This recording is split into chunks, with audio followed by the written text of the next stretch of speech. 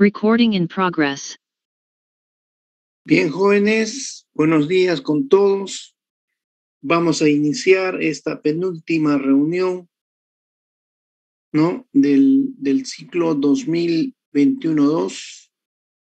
Estoy fuera de Perú, jóvenes, estoy fuera de Perú. Como les repito, este jueves 9 de diciembre, tienen su cuarta y última práctica calificada. Prácticamente hemos terminado con la parte teórica del curso. Solamente voy a reforzar en lo que es las máquinas de corriente alterna. En esta clase voy a hablar algo sobre las máquinas asíncronas o máquinas de inducción, porque en el final les va a venir un ejercicio de arrollamientos que tiene que ver con las máquinas asíncronas. Entonces, el tema de la cuarta práctica, que va a ser este jueves 9, es una pregunta de transformadores trifásicos, ¿no es cierto? 2 preguntas de conversión y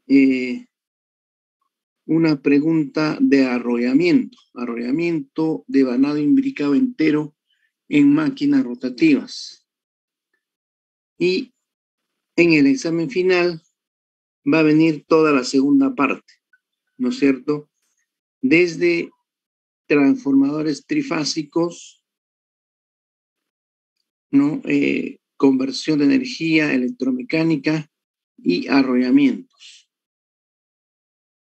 Entonces, jóvenes, vamos a iniciar esta penúltima sesión, porque este jueves sería la última. De ahí tienen la semana libre, y ya luego en la semana del 20 al 27 de diciembre tienen ustedes sus exámenes finales. Como lo pidió Joaquín, se encuentra Joaquín, pidió la postergación del examen final para que no sea el martes 21, sino va a ser el día jueves 23, ¿no es cierto? En el horario de clase que siempre tenemos de 4 a 6. ¿Todos están de acuerdo o a alguien se le cruza?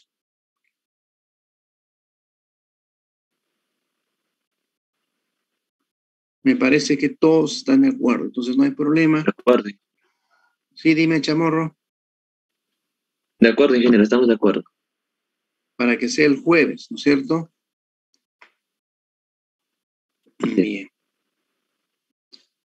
Bien, entonces, sin más preámbulo, vamos a hacer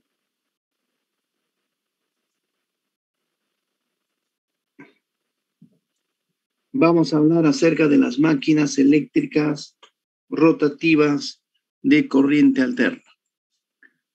Así decimos, máquinas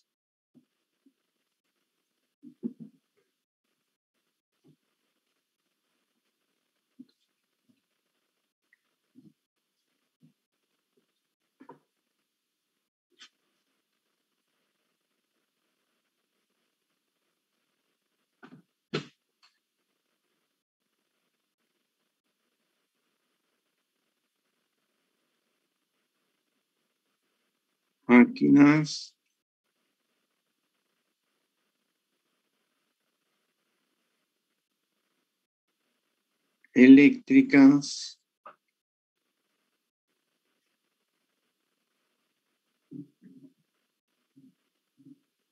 rotativas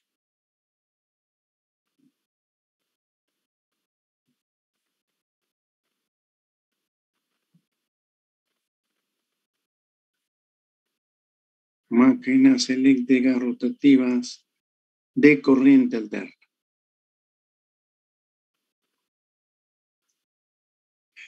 Miren, primeramente, ¿qué cosa es una máquina eléctrica rotativa de corriente alterna? Una máquina eléctrica rotativa de corriente alterna es un aparato electromagnético, es un dispositivo electromagnético que realiza un proceso continuo de conversión de energía y que generalmente se conecta a redes eléctricas de corriente alterna. No, repito, Una máquina eléctrica rotativa de corriente alterna es un aparato electromagnético, es un dispositivo electromagnético que realiza un proceso continuo de conversión de energía y que generalmente se conecta a redes eléctricas de corriente alterna. ¿Por qué decimos que realiza un proceso continuo de conversión de energía? Porque todas las máquinas eléctricas rotativas de corriente alterna y de corriente continua gozan del principio de reciprocidad o de reversibilidad. ¿Qué cosa dice ese gran principio de reciprocidad o de reversibilidad? Nos dice de que no, las máquinas eléctricas con su mismo circuito electromagnético, con su mismo circuito electromecánico, pueden trabajar como motor o pueden trabajar como generador, de las dos formas, ¿no? Pero de una sola forma para cada caso. ¿Cuándo trabajarán como motor? Trabajarán como motor cuando sus terminales se conectan a una red eléctrica de corriente eléctrica, de una corriente alterna, le demos energía eléctrica alterna de entrada y esa energía eléctrica de entrada entra a la máquina, ahí se produce una interacción de campos electromagnéticos y esa energía eléctrica se convierte en energía mecánica. ¿Cuándo trabajará como generador? Trabaja como generador cuando ese rotor de esa máquina se acople con un motor auxiliar, con un motor primo, le demos energía mecánica de entrada, le demos velocidad, le demos rotación y esa energía mecánica de entrada se convierte en energía eléctrica de salida. Esas son las dos formas de funcionamiento generalmente de las máquinas eléctricas rotativas de corriente alterna. Pero la máquina asíncrona tiene un régimen especial adicional, que es el régimen de freno electromagnético, como el que vamos a ver hoy día más adelante. Entonces, repito, las máquinas eléctricas rotativas, ¿no es cierto?, sobre todo las máquinas asíncronas, se fabrican de las más diversas potencias, ¿no es cierto?, de diversos tamaños, de diversas potencias, con características de velocidad sensiblemente constante, como es el caso de las máquinas síncronas que funcionan a la velocidad síncrona, ¿no? Tenemos dos grandes clasificaciones dentro de estas máquinas rotativas de corriente alterna. Tenemos por un lado, así decimos, tenemos por un lado las máquinas, tenemos por un lado las máquinas síncronas, tenemos por un lado las máquinas síncronas, tenemos por un lado las máquinas síncronas. Estas máquinas síncronas se caracterizan porque su velocidad mecánica, así decimos, su velocidad mecánica simbolizada por esta nomenclatura W sub m, velocidad mecánica es igual a la velocidad síncrona. Y esta velocidad síncrona es igual a 120 veces la frecuencia de la red entre el número de polos. ¿Y esta velocidad en qué unidades está dada? Esta velocidad está dada en revoluciones por minuto, RPM. ¿No es cierto? Decimos así, W sub m es la velocidad del rotor, la velocidad mecánica del rotor. W sub m es la velocidad del rotor. Velocidad del rotor, ¿no? Y W sub s es la velocidad síncrona o velocidad del campo giratorio. W sub s es la velocidad, así decimos, velocidad del campo giratorio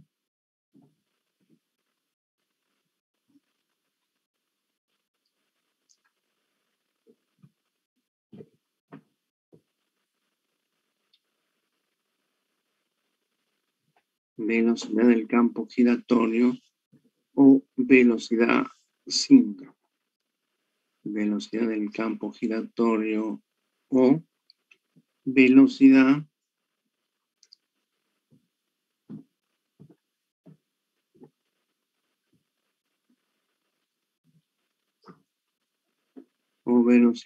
síncrona.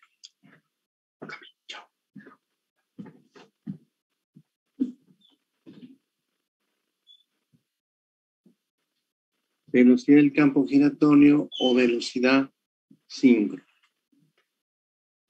Entonces, ¿qué decimos? F es la frecuencia de la red en Hertz.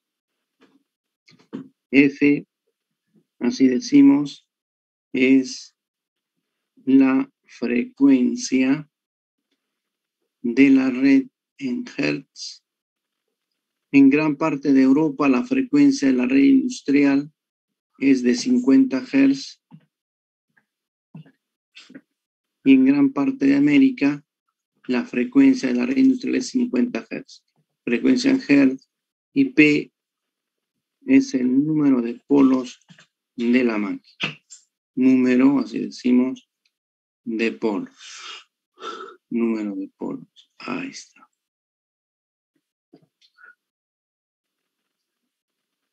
Número de polos.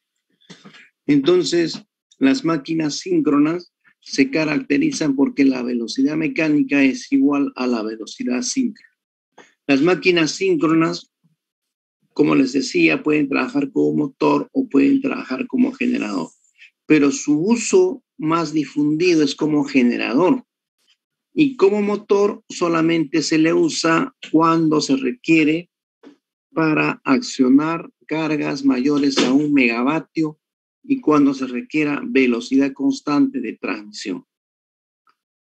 Entonces, las máquinas asíncronas, ¿no es cierto? Las máquinas asíncronas son aquellas máquinas cuya velocidad de rotación tiene que ser distinta a la velocidad síncrona. De ahí su nombre de máquinas asíncronas. Entonces, repito, estas máquinas, en estas máquinas de máquina síncrona, la velocidad mecánica tiene que ser distinta a la velocidad síncrona, ¿no? Tiene que ser distinta, diferente. ¿Qué pasa cuando su velocidad mecánica se iguala a la velocidad síncrona?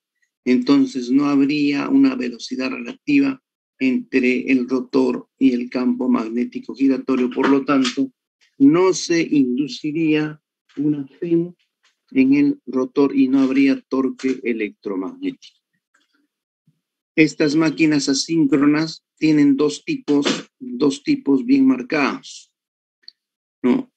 Aquí tenemos las máquinas asíncronas de rotor bobinado, y el otro tipo de máquina asíncrona es el de rotor en jaula, de rotor bobinado,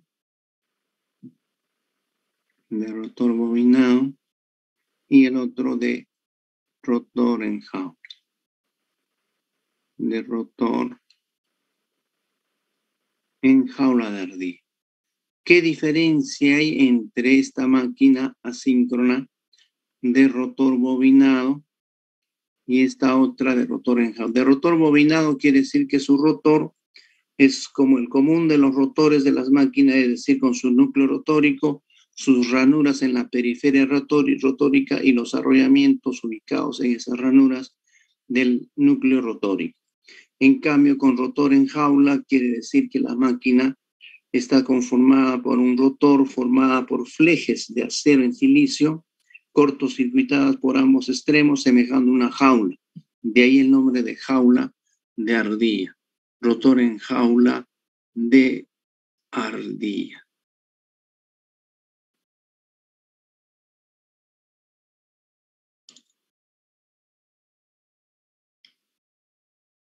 Ahí está.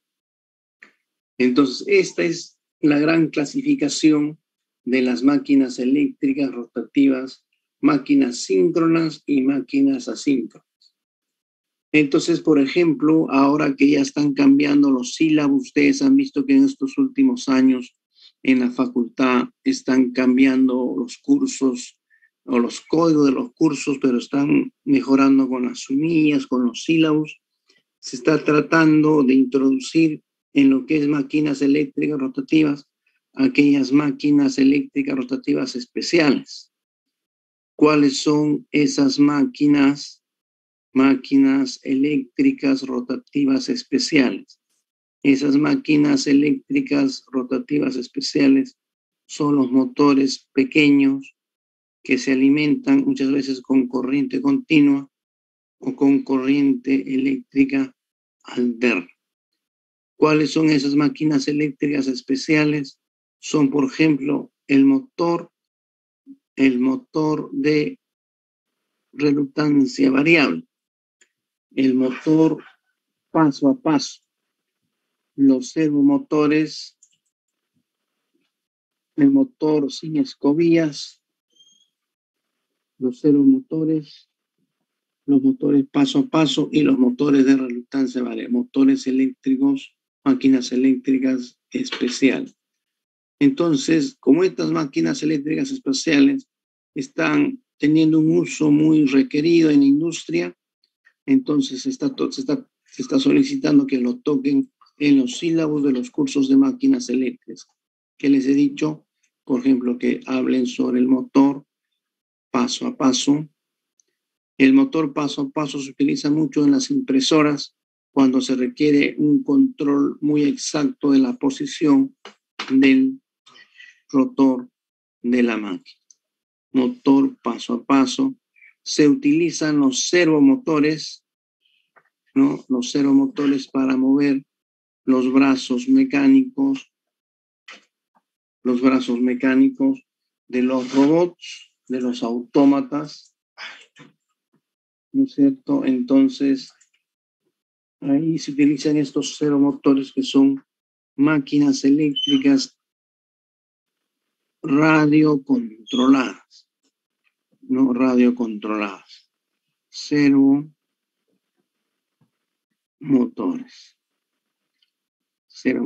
Y también los motores sin escobillas. Motores sin escobillas. Los brushless machine, que tienen el rotor sin bobinado. Motores sin escobillas. Y los motores de reluctancia variable.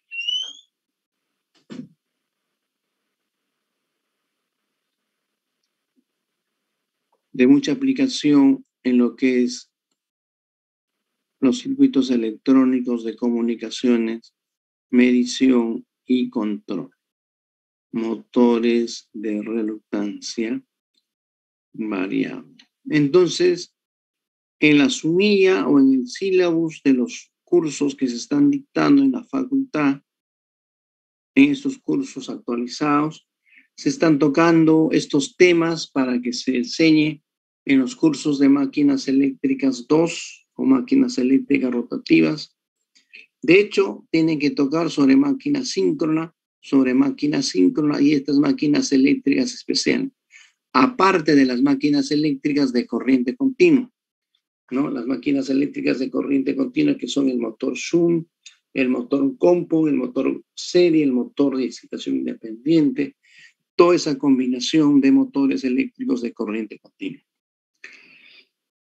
Pero los motores eléctricos de corriente continua están cada vez más en desuso porque su costo de fabricación resulta ser más fuerte, más alto que el costo de fabricación de los motores de corriente alterna.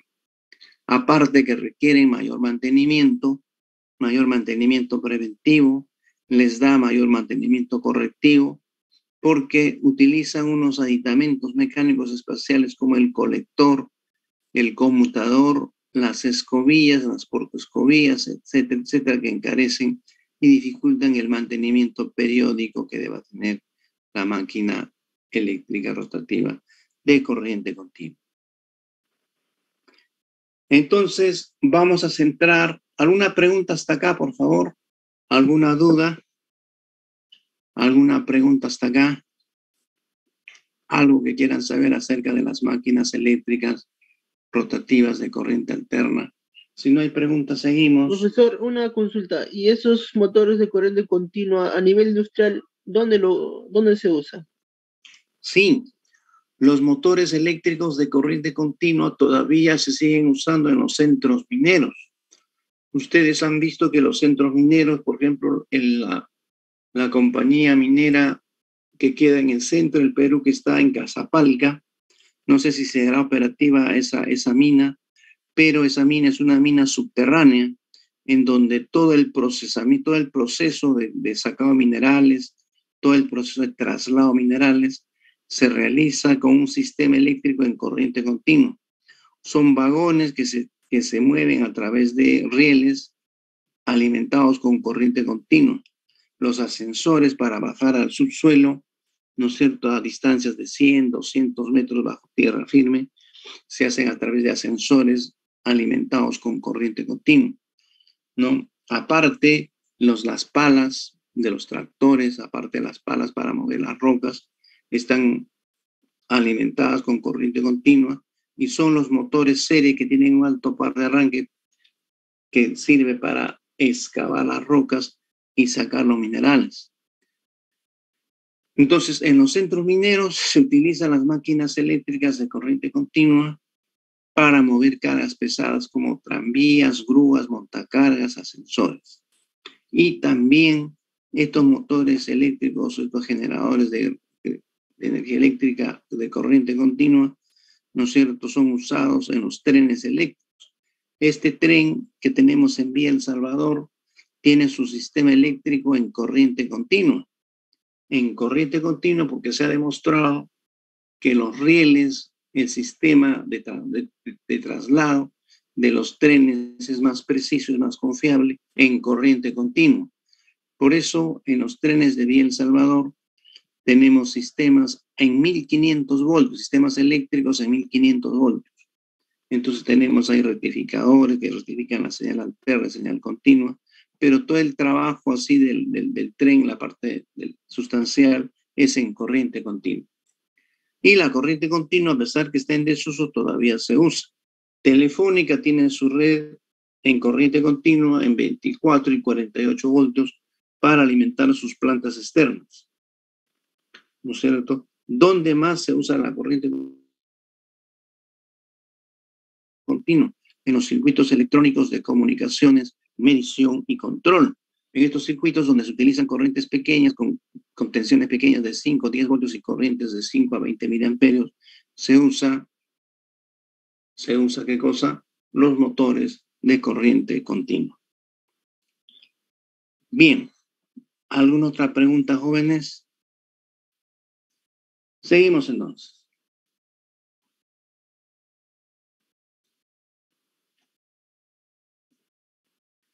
Pero ¿dónde radica la ventaja de los motores de corriente alterna frente a los motores de corriente continua? Estamos viendo que los motores de corriente continua son más caros que los motores de corriente alterna por su construcción más detallada, más que requieren de mayores aditamentos mecánicos. Lo que encarece, por ejemplo, el costo de un motor de corriente continua es la instalación del colector o conmutador en el eje rotórico. Esa es una de las partes que encarece notablemente su fabricación, ¿no? Pero aparte del colector o conmutador, que es un rectificador mecánico, tenemos los arrollamientos de compensación que se colocan en las caras polares, en los motores de gran potencia mayores o iguales a 200 HP. Entonces ahí la instalación del devanado de compensación en las caras polares encarece notablemente el costo de las máquinas eléctricas rotativas de corriente continua.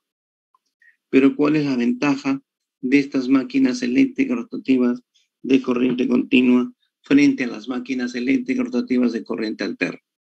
La ventaja es en el fácil control de velocidad. Una máquina eléctrica rotativa de corriente continua se controla su velocidad mediante el movimiento de sus reóstatos de armadura y reóstato de campo. Variando el reóstato de campo podemos variar la velocidad de un motor asíncrono, de un motor de corriente continua, perdón.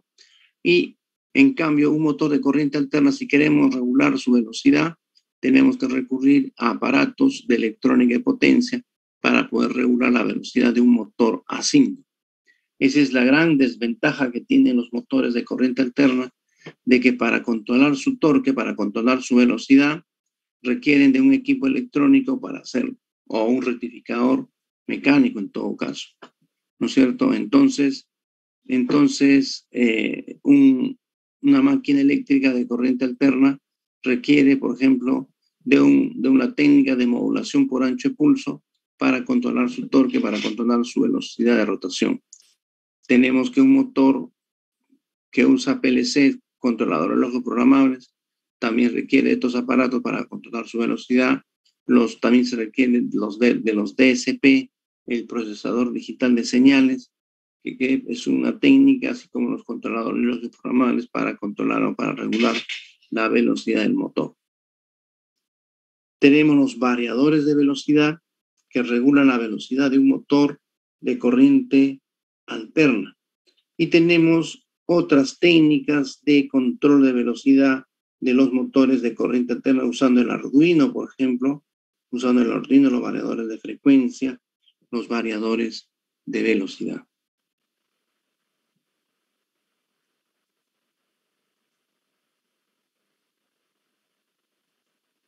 Entonces, vamos a enfocar nuestro estudio a los motores asíncronos trifásicos.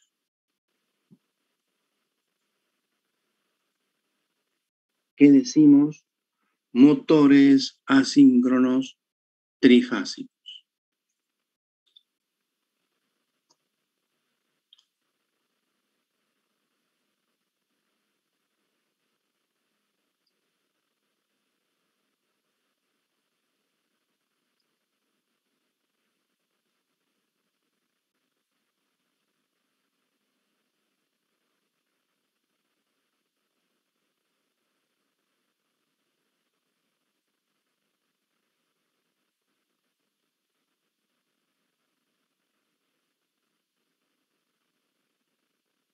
Los motores asíncronos trifásicos, como su nombre lo dice, son motores que tienen su circuito de arrollamiento trifásico. Tiene su estator que es la parte fija, y tiene su rotor que es la parte móvil. El estator, fíjense, el estator puede estar conformado por 3 arrollamientos en el estator que conforman el arrollamiento estatórico. Ahí está el arrollamiento estatórico, que antes de conectar a la red eléctrica de corriente alterna, fíjense, antes de conectar a la red eléctrica de corriente alterna, ¿no es cierto? Estos están provistos de un interruptor termomagnético para su protección, y aquí tenemos las líneas de alimentación. Aquí tenemos la línea de alimentación externa RST. Decimos acá fase R, fase S, fase T. De la fase U se va a R, de la fase V se va a S, y de la fase W se va a T. Y ahí tenemos el estator conectado en estrella. Ahí está. Este es el estator de la máquina así, y lo denotamos con su nombre propio, estator. Es un arrollamiento trifásico. Este arrollamiento trifásico está alojado en las ranuras del estator. Es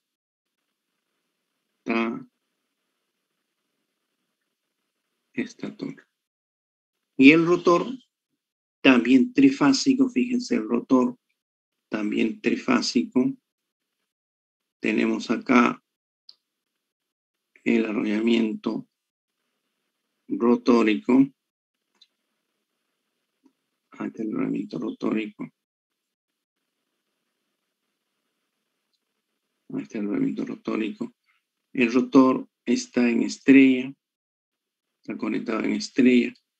Y este rotor viene a ser, ¿no es cierto?, la parte móvil, la parte que gira a una determinada velocidad mecánica.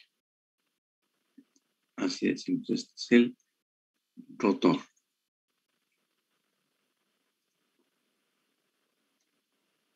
Rotor, y este rotor se mueve, gira a una determinada velocidad mecánica. Entonces, este rotor sale acá a unos anillos de deslizamiento, sale a conectarse con unos anillos de deslizamiento aquí de la fase R, sale aquí de la fase S, sale aquí y de la fase T, sale acá. Ahí está. Y acá a través de escobillas, así decimos, se pueden conectar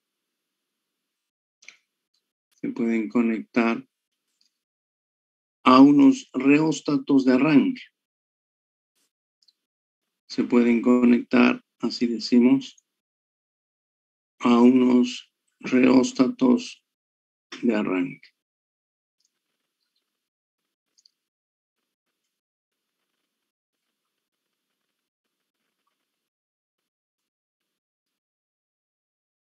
Ahí está. Aquí está el reóstato de arranque. ¿Qué decimos? Reóstato de arranque.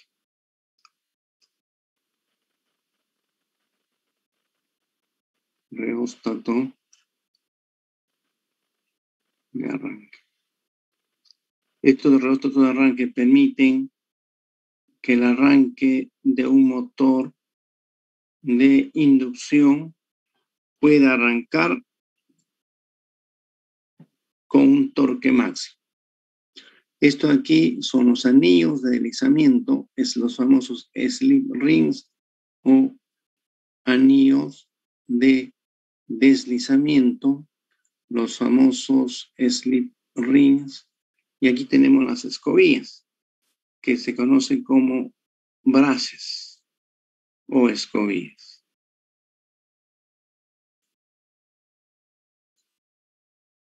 Ahí está.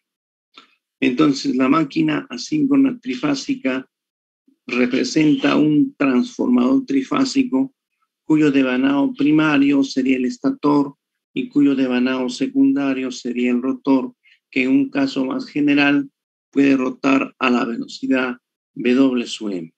W sub m es la velocidad mecánica del rotor y W sub s es la velocidad síncrona. Entonces el modelo matemático, fíjense, el modelo matemático de esta máquina asíncrona viene a ser el siguiente modelo. Como el estator es trifásico y es la parte fija, voy a dibujar su circuito equivalente por fase. Su circuito equivalente por fase estará formado aquí por dos terminales, así decimos, dos terminales, donde aplico la tensión de fase al estator. El estator lo voy a simbolizar con el subíndice 1. Estator, todo lo que es subíndice 1 va a representar al estator y todo lo que es subíndice 2 va a representar al rotor o el secundario de ese circuito. Entonces le aplico una tensión de fase al estator. Aquí tengo un devanado trifásico. Entonces decíamos que la máquina síncrona representa un transformador trifásico.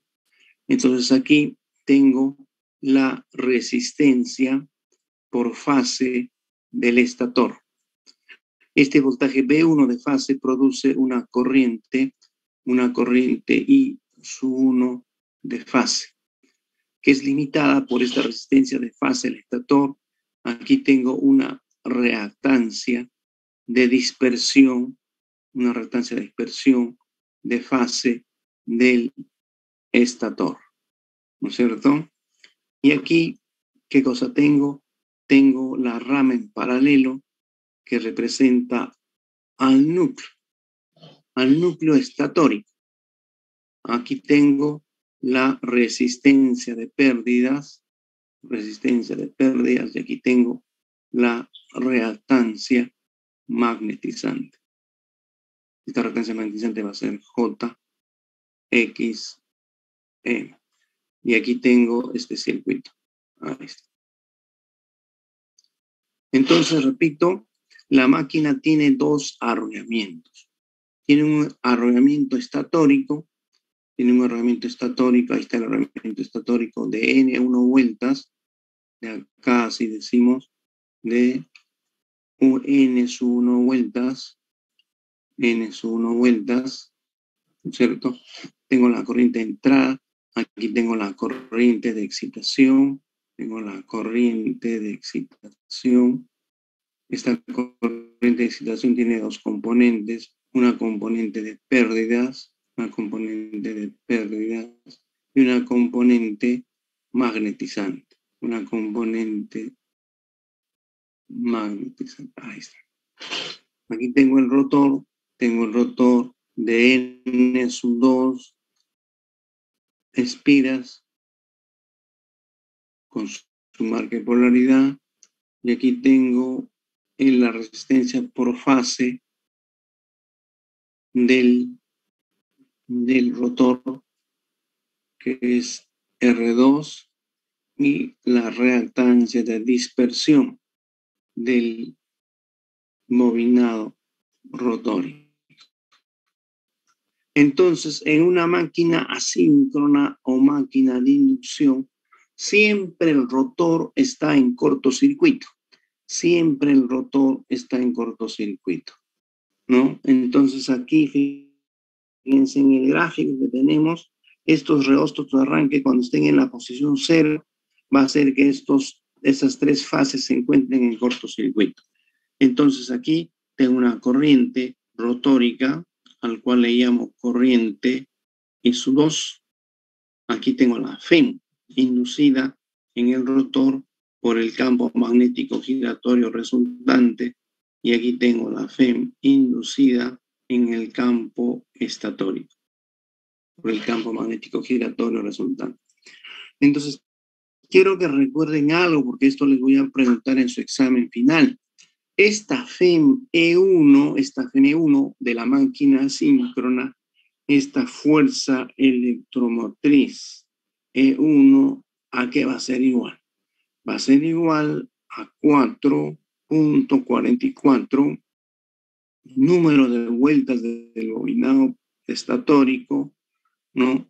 Por la frecuencia de la red, frecuencia 1, por el área por la densidad de lumos, que viene a ser el flujo máximo. Ahí está. ¿No es cierto? Flujo máximo. Esta FEM E2 es la fuerza electromotriz en el devanado rotórico, cuyo módulo es igual a 4.44 número de vueltas del devanado rotórico por la frecuencia del rotor por ese flujo máximo 2. No se olviden de esas ecuaciones, porque la van a necesitar en el examen final. Por eso le estoy adelantando a que esas fuerzas electromotrices en el devanado estatórico y en el devanado rotórico se deducen a partir de la Ley General de Inducción Electromagnética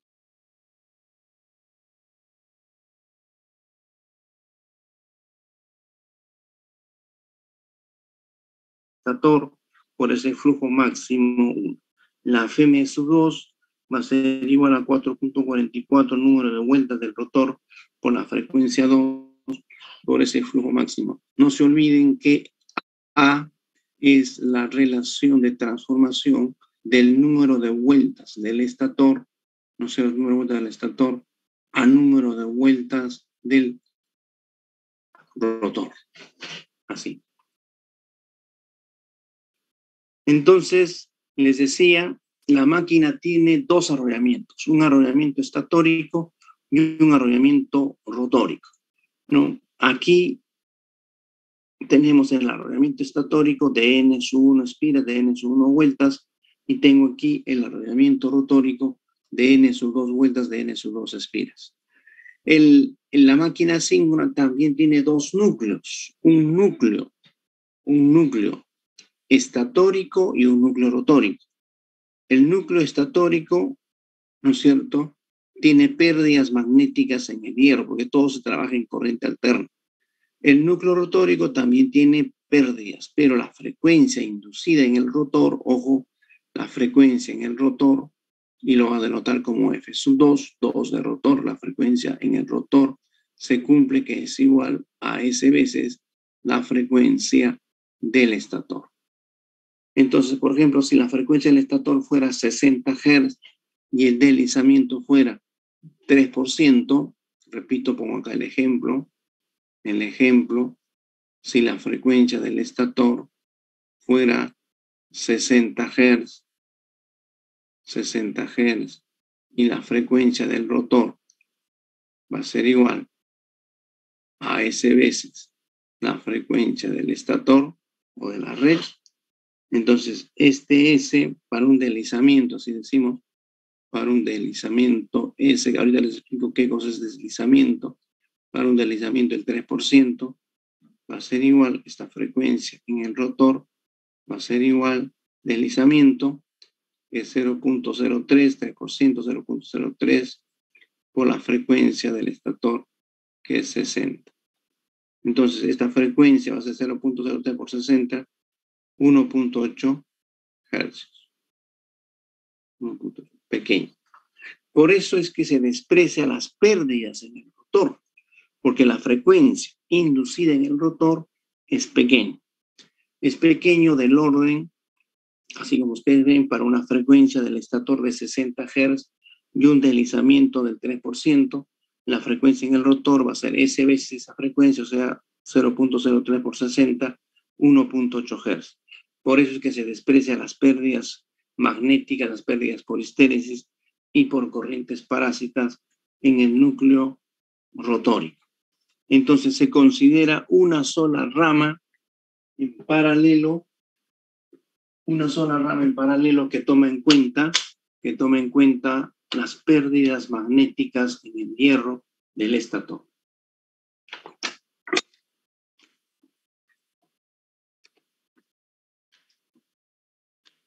En otras palabras, no estamos dibujando dos ramas en paralelo, porque como hay dos núcleos, deberíamos dibujar dos núcleos. Aquí estamos dibujando solamente un solo núcleo que representa esta resistencia de pérdida, las pérdidas por histéresis y por corrientes parásitas del núcleo estatórico, más no del núcleo rotórico. Este circuito equivalente que he dibujado, circuito equivalente por fase de la máquina de inducción, y lo escribo acá, digo circuito equivalente monofásico, es para rotor parado, para rotor sin movimiento, para rotor inmóvil. Circuito equivalente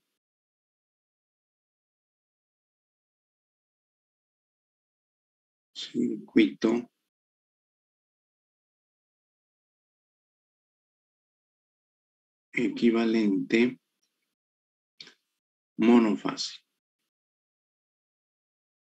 Para con rotor detenido, es decir, con rotor parado o retenido. Rotor parado.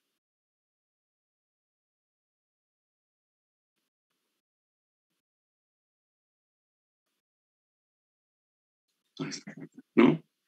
Velocidad mecánica. Velocidad mecánica igual a 0. Velocidad mecánica igual a 0. ¿Alguna pregunta hasta acá, jóvenes? ¿Alguna duda? Seguramente hay muchas dudas, pero estamos haciendo pequeños toques, pequeñas pinceladas de lo que es la máquina de inducción trifásica. Vamos a ver su principio de funcionamiento. Vamos a ver su principio de funcionamiento.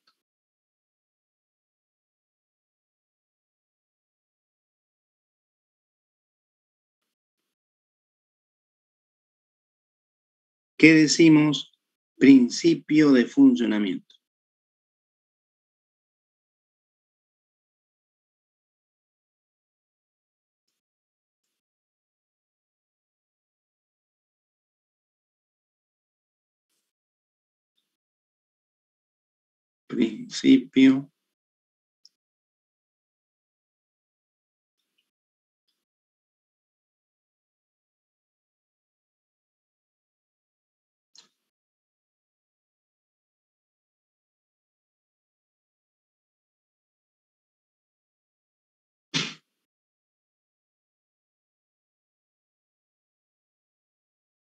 Principio de funcionamiento de la máquina síncrona trifásica.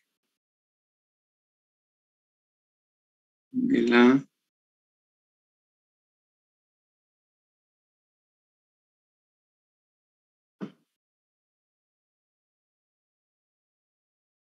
máquina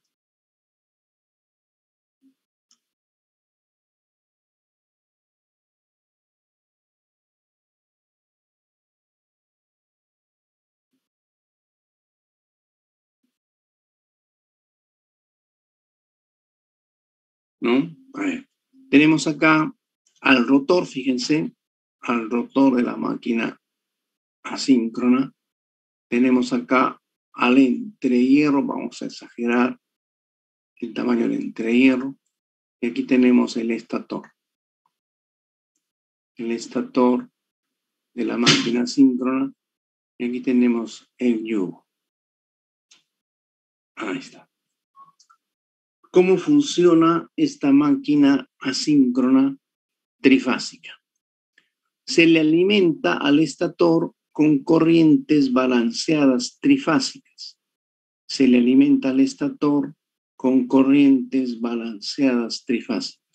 Corrientes que pasan por la fase R, corrientes que pasan por la fase S, corrientes que pasan por la fase T. Son corrientes simétricamente desfasadas 120 grados en el tiempo. La corriente en la fase R va a ser la corriente I a 0 grados, la corriente en la fase S va a ser la corriente I a menos 120 grados y la corriente en la fase T va a ser la corriente I a menos 240 grados o más 120 grados. Corrientes en las tres fases. Entonces esas corrientes, ¿no?, que están aplicadas al estator pasan por los arrollamientos que están simétricamente distribuidos de fasadas 120 grados aquí en el devanado estatórico. Es un devanado trifásico, como ustedes han podido ver en el esquema anterior. Son arrollamientos en la fase U, B y W, en la fase R y T. Entonces, aquí en el estator se forma un campo magnético giratorio, ¿no? Porque son corrientes simétricamente balanceadas, alimentadas a un devanado simétricamente espaciado, se forma un campo magnético giratorio, ¿no?, que gira a una determinada velocidad, entra al entrehierro y llega al rotor. El rotor tiene de rotor bobinado, obviamente está en cortocircuito su devanado rotórico, se inducen corrientes, ya que el rotor está en cortocircuito, se genera un campo rotórico y ese campo rotórico interactúa con el campo estatórico, también es campo giratorio. Ambos campos interactúan y da lugar a un campo magnético giratorio resultante. Ese campo magnético giratorio resultante gira a la velocidad síncrona. Ese campo magnético giratorio, así decimos, gira a la velocidad del campo giratorio o velocidad síncrona. Repito, W sub S es la velocidad del campo giratorio, o más conocido como la velocidad síncrona. Velocidad síncrona. ¿Cuánto vale esa velocidad síncrona?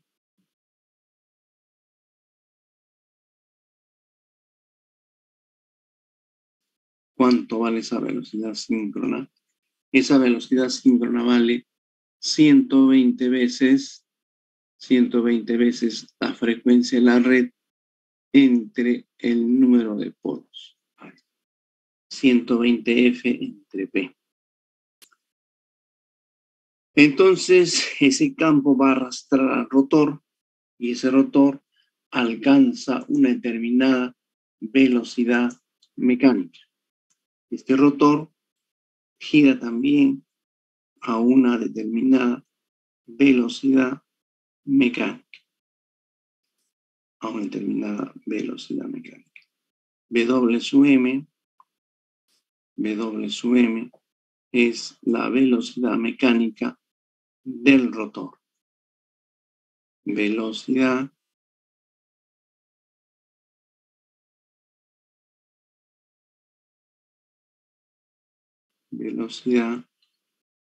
del, así decimos, del rotor. Ahí está. Velocidad del rotor. Entonces, fíjense, mientras la velocidad síncrona, aquí 120 por F sobre P revoluciones por minuto, sea distinta a la velocidad síncrona o a la velocidad mecánica del rotor, entonces la máquina va a poder trabajar como máquina asíncrona.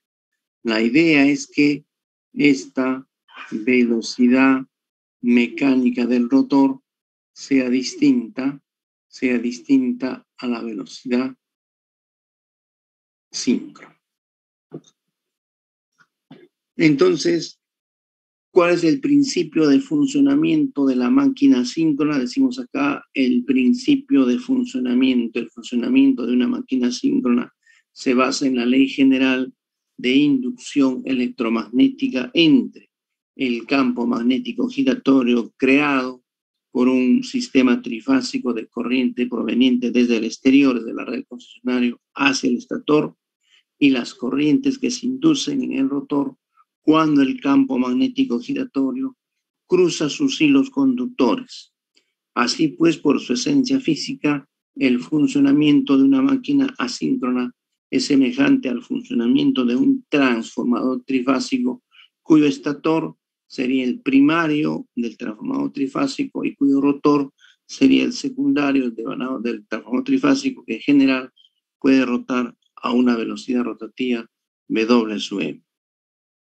Entonces, si ese campo magnético giratorio rota a la velocidad síncrona, su velocidad de rotación, ya lo dije, su velocidad de rotación está expresada como, así decimos, velocidad síncrona 120 por F entre P, que está pues en RPM. Si esta velocidad que está en RPM lo multiplico por pi sobre 30, tengo la velocidad síncrona, ¿no es cierto?, en radianes por segundo, que ordenándolo toma esta forma, 2pi por F entre P medios. Ahí está. 2pi por f. ¿En qué unidades? En radianes por segundo. Ahí está. Y esa velocidad síncrona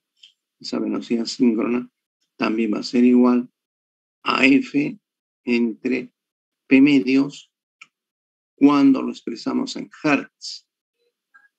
Cuando lo expresamos en hertz o ciclos por segundo. Hertz o ciclos por segundo. Así es. Ciclos por segundo. Ahí está. No olvidemos que el producto de esta velocidad síncrona, esta velocidad síncrona, por el número de polos entre 2, ¿qué cosa nos da? Nos da la frecuencia en la red. Frecuencia en la red en hertz, ¿no? Si esto pasa a multiplicar, P medios por velocidad síncrona me da la frecuencia en la red. No se olviden, esta velocidad está en RPM. Así como está en RPM, no podemos introducirla en las ecuaciones. Tenemos que pasar a radianes por segundo. ¿Cómo lo pasamos a radianes por segundo? Multiplicando por pi sobre 30, que nos sale 4πf, 4πf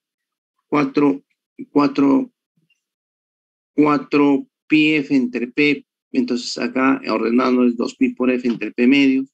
Acá está en radianes, pues si queremos expresarlo en hertz, lo dividimos entre 2pi, que es una vuelta, 2pi radianes, y nos sale la velocidad síncrona en hertz. No, p medios por velocidad síncrona es igual a la frecuencia de la red o frecuencia del estator de la máquina asíncrona. Entonces, ¿qué pasa cuando la velocidad mecánica del rotor se iguala a la velocidad síncrona? El campo del rotor, el campo magnético, sería inmóvil con respecto a la velocidad del rotor si las velocidades fueran iguales. Por lo tanto, no habría velocidad relativa entre rotor y campo magnético giratorio, no habría fuerzas electromotrices inducidas y el torque electromagnético sería cero. Es necesario que la velocidad mecánica del rotor sea distinta a la velocidad síncrona. Entonces, ¿qué decimos? Si colocamos, así decimos, si colocamos un observador en el rotor, aquí si colocamos un observador en el rotor, ¿no es cierto? Si colocamos un observador en el rotor, este observador, este estudiante, ¿qué velocidad vería? A ver, les pregunto a uno de ustedes, la máquina está girando a la velocidad mecánica. El campo giratorio está girando a la velocidad síncrona. Y un estudiante se pone de pie en el rotor en movimiento. Entonces les pregunto, ¿qué velocidad relativa observa este estudiante? A ver qué me dice. ¿Qué velocidad relativa observa este estudiante? ¿Qué velocidad? Una diferencia de velocidad, ¿es cierto? Este estudiante está de pie en el rotor y el rotor está girando a la velocidad mecánica, ¿no es cierto? El campo giratorio está girando a la velocidad síncrona. Si el estudiante se pone de pie, entonces él ve una velocidad W sub S menos W sub M, lo dice Hidalgo Andrés. Muy bien, Hidalgo, así es. El estudiante ve una velocidad relativa. Ese estudiante ve una velocidad, una diferencia de velocidades, velocidad síncrona menos velocidad mecánica. ¿No? Velocidad síncrona menos velocidad mecánica.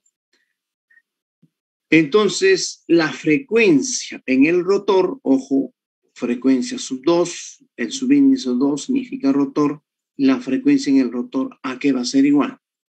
Este estudiante ve una velocidad, una diferencia de velocidad. La frecuencia en el rotor va a ser el número de pares de polos, el número de polos entre 2 por esa velocidad síncrona menos la velocidad mecánica. Si a esta expresión le hago un artificio, lo multiplico, así decimos, lo multiplico por la velocidad síncrona y para no alterar la igualdad, lo divido en la velocidad síncrona. ¿Qué cosa es lo que obtengo entonces? Estoy multiplicando y dividiendo por la velocidad síncrona.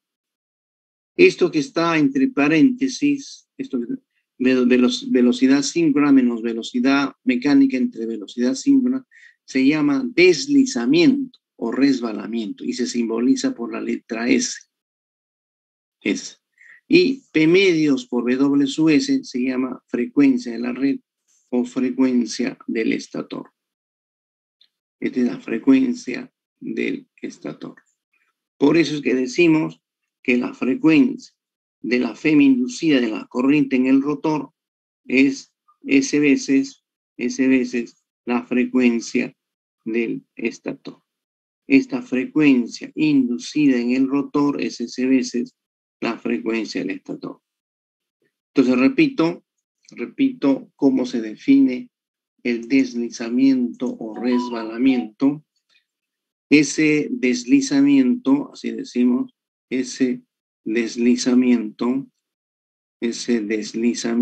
o resbalamiento es una cantidad adimensional que no tiene dimensiones porque es una comparación, es una relación de velocidad. Ese deslizamiento se representa por la letra S, así. Ese deslizamiento o resbalamiento, S, es la diferencia de la velocidad síncrona menos la velocidad mecánica entre la velocidad síncrona. Así es. Es una diferencia, es el cociente de una diferencia entre la velocidad síncrona. Ese deslizamiento a veces se expresa en porcentaje, ¿no? 100%. Entonces, este deslizamiento a veces se expresa en porcentaje. ¿Eso qué quiere decir? Este deslizamiento a veces se expresa como el cociente de la velocidad síncrona menos la velocidad mecánica entre la velocidad síncrona por 100%. Por 100%. Ahí está. Por 100%. ¿No? Si de esta expresión despejamos velocidad mecánica, esa velocidad mecánica, fíjense, esa velocidad mecánica a que va a ser igual, si de esa expresión despejamos, de esta expresión de deslizamiento despejamos velocidad mecánica, esa velocidad mecánica les va a salir 1 menos S por la velocidad síncrona. Velocidad mecánica del rotor.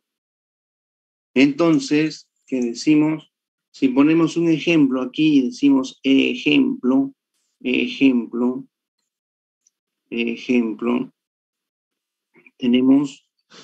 decimos así, tenemos un motor asíncrono, tenemos un motor asíncrono,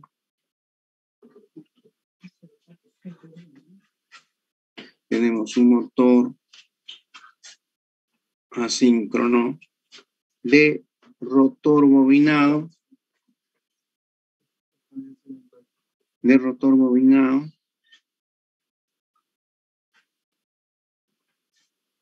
tenemos un motor asíncrono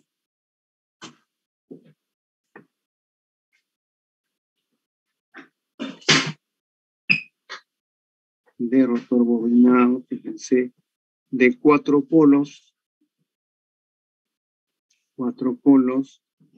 decimos así, 60 Hz, y un deslizamiento del 3%. De un deslizamiento del 3%. Entonces, ¿cuánto sería la velocidad del campo giratorio? ¿Cuánto sería la velocidad mecánica? ¿Y cuánto sería la frecuencia inducida en el rotor? Fíjense, la velocidad síncrona sería 120 por F, 120 por F entre P, ¿no es cierto? Va a ser 120 por 60 Hz entre 4, que es el número de polos. Sería 30 por 60, 1800 revoluciones por minuto. No sé qué la pregunta. ¿Cuánto sería la velocidad mecánica? ¿Cuánto sería la velocidad mecánica? La velocidad mecánica sería, según esta fórmula, 1 menos S por la velocidad sin. Este deslizamiento del 3% implica un deslizamiento de 0.03. Entonces aquí sería 1 menos 0.03 por la velocidad del campo giratorio, que sería 1800 RPM.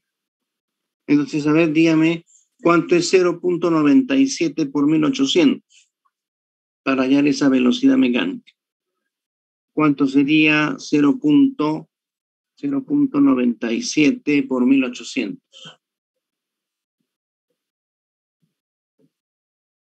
Para hallar la velocidad mecánica del rotor.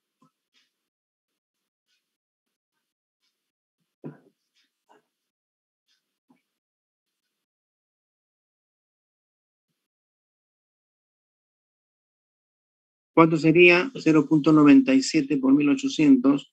Ahí tengo la respuesta. Tengo dos respuestas, muy bien. 1746 lo dice Wiener Chamorro y Yeser Higinio, 1746. Así es, esta velocidad mecánica sería de 1746 revoluciones por minuto. Y la frecuencia inducida en el rotor, ¿cuánto sería esta frecuencia inducida? S veces la frecuencia del estator. Sería S veces por la frecuencia del estator. O sea, va a ser igual a S, que es 0.03 por la frecuencia, que sería 60. ¿Esto cuánto sería? 1.8 Hz. Fíjense, mientras la frecuencia del estator es 60 Hz, la frecuencia del rotor nos sale 1.8 Hz pequeño.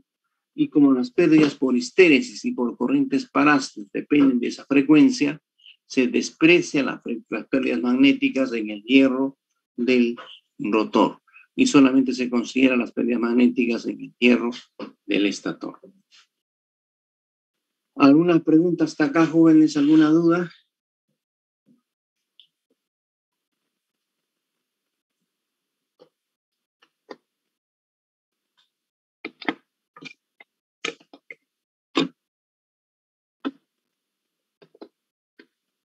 Bien.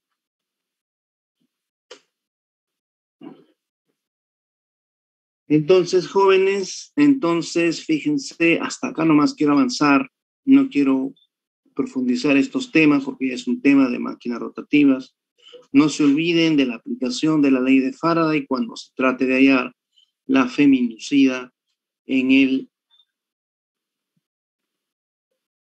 bobinado, en el arrollamiento del estator y en el arrollamiento rotórico. Si no tienen preguntas, hasta aquí llegamos, jóvenes, hasta aquí llegamos. Y más bien les insto a que se preparen bien para la tercera práctica, la cuarta práctica. Ya subí el solucionario de la tercera práctica. No sé si vieron el solucionario de la tercera práctica. Alguien me pidió, creo que me había olvidado de subir. Ya subí el solucionario de la tercera práctica. Lo mismo voy a hacer con el solucionario de la cuarta práctica, apenas den la cuarta práctica y apenas tenga calificadas sus notas, voy a subir los solucionarios respectivos y también cuando den el final voy a subir el solucionario para que ustedes tengan una base en caso que lo necesiten para el examen. Pero yo espero de que todos en el final, la gran parte, más del 70% esté aprobando en el examen final. Estén atentos a sus correos por si acaso salgan mal, muy mal, entonces deje como tarea el solucionar. Siempre como tarea he estado dejando los solucionarios para bonificarle puntos adicionales. No sé si tengan alguna pregunta hasta acá, jóvenes. Profe, antes de que cierre su pizarra, Sí. Tenía una duda de cómo es el diagrama para el arrollamiento en capa simple. No sé si podría explicar un ejemplo sencillo nomás. El arrollamiento en capa simple, fíjate, tienes acá, vamos a decir así, tú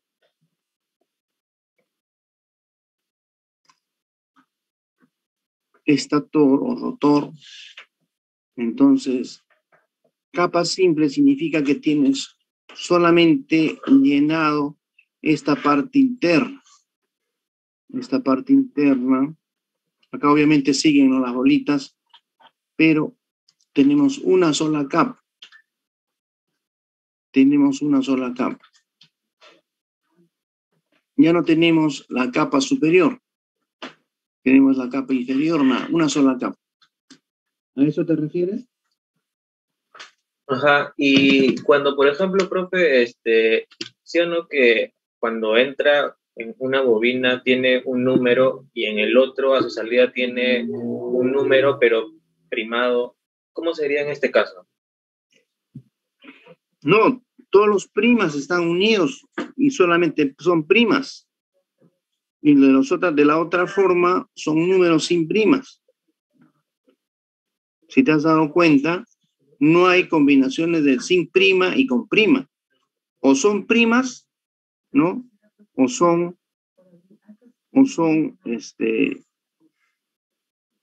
¿cómo se llama?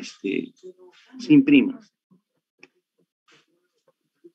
Claro, eso lo entiendo, o sea que voy según el tipo de nomenclatura, pero o sea, me refiero al momento de nombrar a la bobina.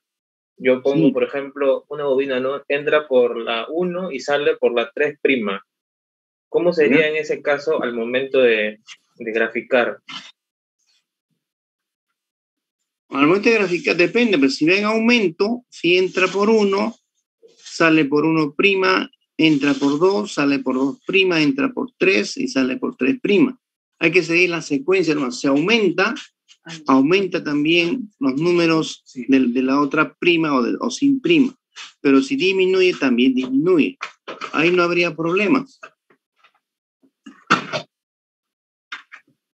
Y o sea, uso el mismo, ese mismo, ¿cómo decir? Ese mismo hueco se usa. Claro, o sea, si tú tienes, mira, si tú tienes acá, digamos acá, tu bobinita, tienes aquí la otra bobinita de tu grupo, tienes aquí la otra bobinita de tu grupo, y vamos a decir aquí, tú tienes que esto es 7, y esto es, vamos a decir así, 7', tienes esto que es 8', 9, 9', ¿no es cierto? Tú haces la conexión en un solo sentido y con la misma referencia que iniciaste. Tú tenías tu referencia entre la bobina 1, 2 y 3, 1, 1', 2, 2', 3'. Conectabas el final de la primera bobina con el principio de la segunda bobina, conectabas el final de la primera bobina, de la segunda bobina con el principio de la tercera bobina, y estos terminales constituían los terminales del grupo. Sigue la secuencia en el mismo orden, sin confundirlo. Por si acaso, esto de arrollamientos también está en mi libro, en el capítulo 7, no sé si lo han visto. Ahí está detallado cómo están los ejercicios. Ahorita no tengo a la mano mi libro, no, tampoco detallado, tengo detallado en la diapositiva. Les dije que estaba de viaje, entonces no tengo para mostrar la diapositiva, pero les digo, remítanse a la referencia que les he dado.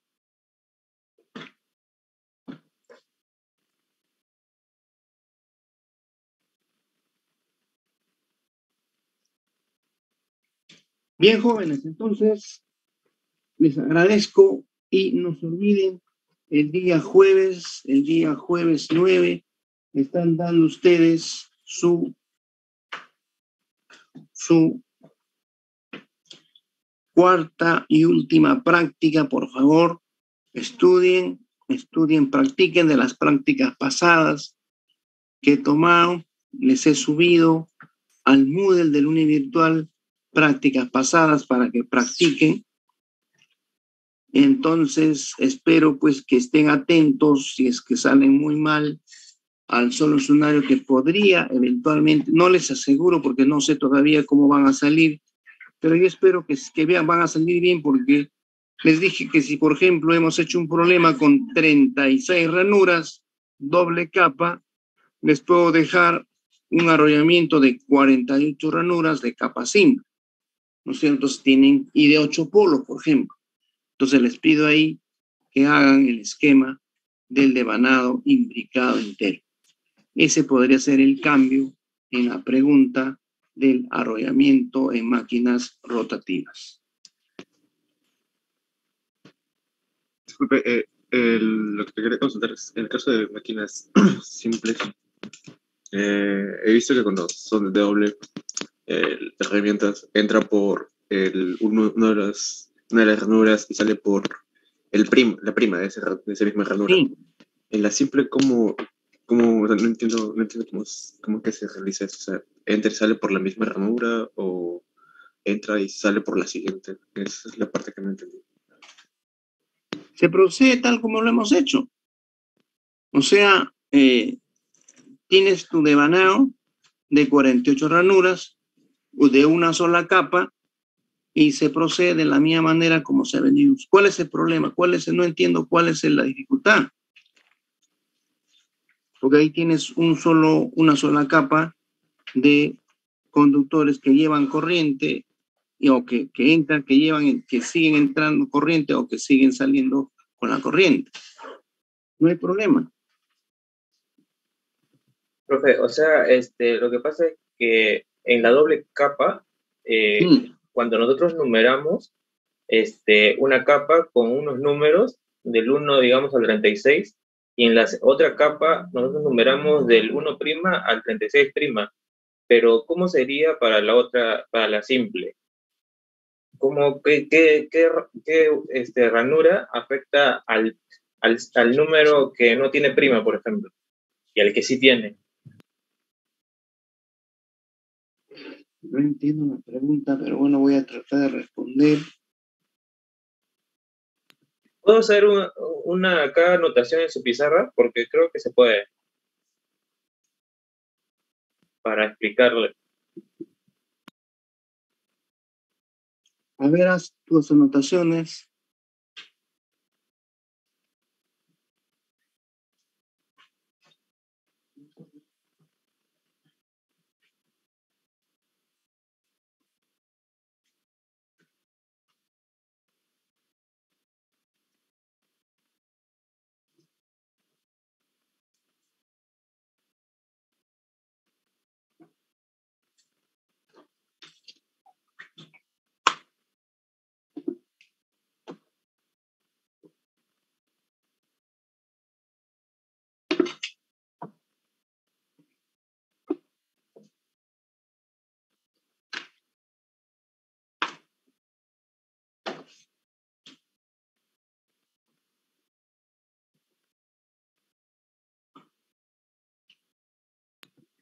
Ahí Profe, veo, a eso a eso yo me refería, o sea, al momento de enumerar y hacer el pasar el cableado.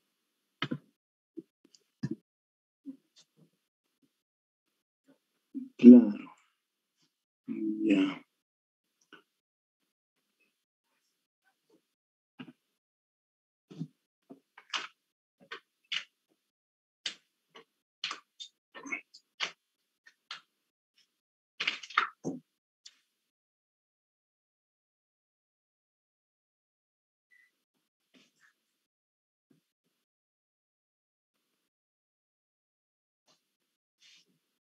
¿Te refieres a que no encuentras dónde ponerlos, prima?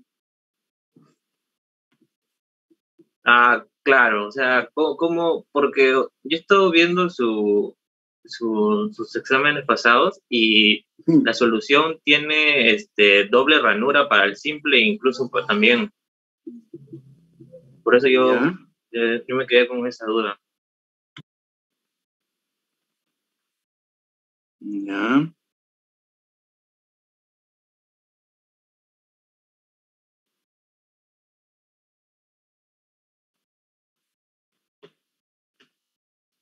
Profesor, entonces creo que cuando es así de simple, lo único que se hace es, al igual que cuando es de doble capa, se desplaza la numeración, solo que en esta ocasión habría como que más de un cable por una de las ranuras. Claro.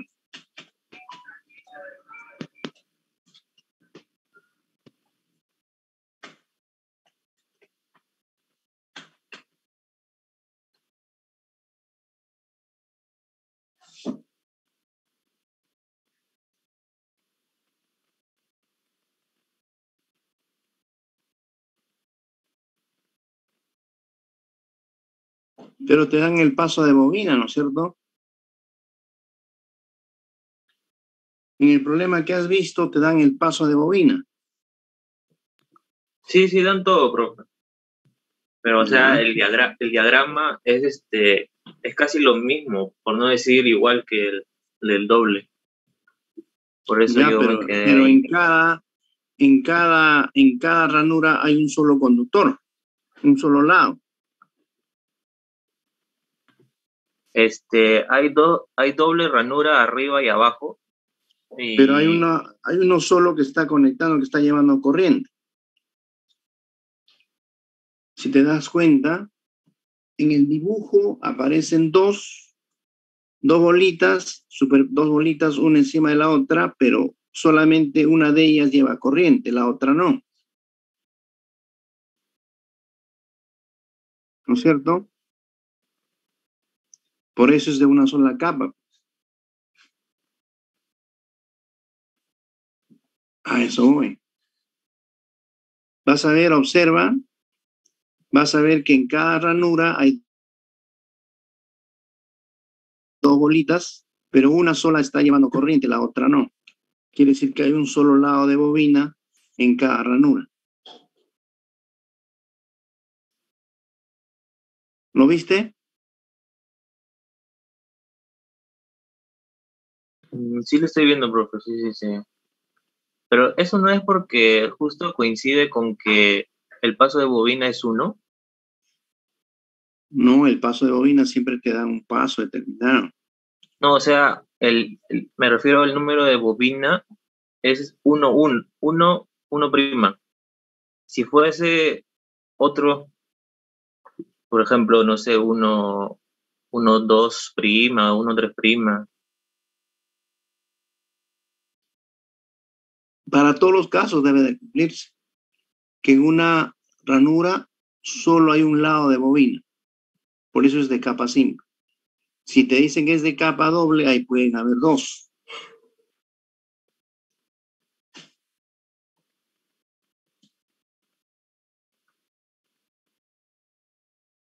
Has visto que en el solucionario de ese problema que estás viendo de capa simple, en cada ranura hay un solo lado de bobina que está llevando corriente.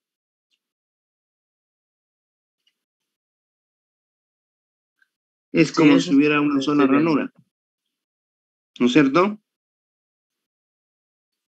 ¿Se entiende ahora?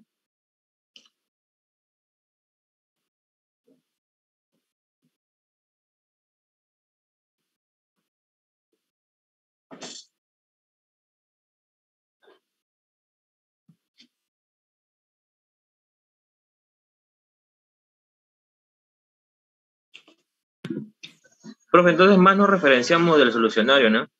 No, no lo Claro, hacemos así. No lo hacemos así con solo una capa lo de hacen, ranuras.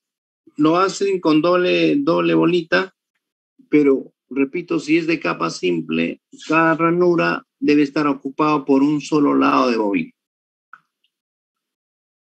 Y si le dicen de doble capa, ya ustedes saben que cada ranura tiene dos lados de bobina. Sí, así háganlo, por favor. Bien, entonces, jóvenes, gracias por su atención. Listo, profe, gracias. Tenemos 22 alumnos conectados. ¿Tenemos algún alumno en riesgo académico?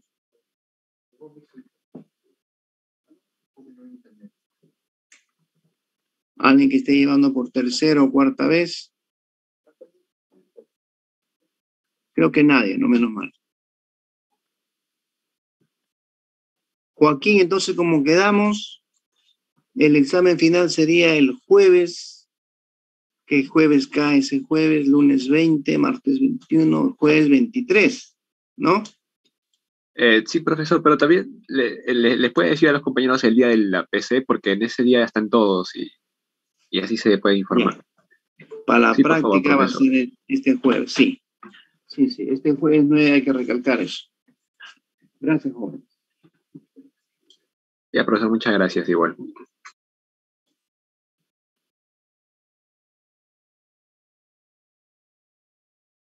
Recording